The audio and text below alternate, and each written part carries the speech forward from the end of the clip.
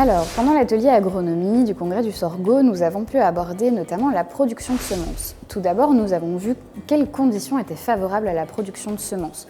Il y a plusieurs points importants, c'est-à-dire un bon type de sol. Il faut, pour avoir globalement une levée homogène et avoir une maturité homogène à la fin pour les graines.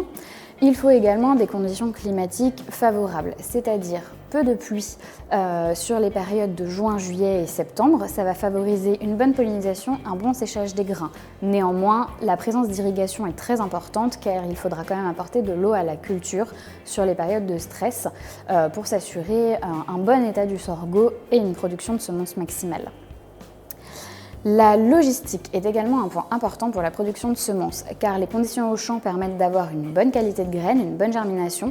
Néanmoins, pour les conserver, il est très important de pouvoir sécher le grain très rapidement après la récolte, puis de pouvoir le trier et le stocker dans des bonnes conditions pour conserver cette bonne qualité germinative.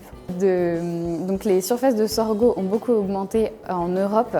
On est passé à des surfaces de plus de 2100 hectares cette année. Contre des surfaces beaucoup plus inférieures en 2017, il y a une forte production et un attrait du sorgho. Passons maintenant à la durabilité du sorgho. Le sorgho est une espèce plutôt durable et nous avons pu assister à une étude dans la vallée du Pô. C'est un contexte un petit peu particulier où le sorgho est ramassé à maturité et où il n'y a pas besoin de frais de séchage.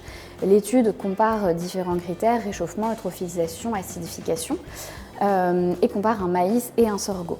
Au final, on se rend compte que sur la partie eutrophisation, le bilan est 4 fois moins lourd pour le sorgho, acidification 3 fois moins lourd pour le sorgho, et que sur la partie réchauffement et émission de CO2, on a 30% inférieur sur le sorgho dans cette région-là.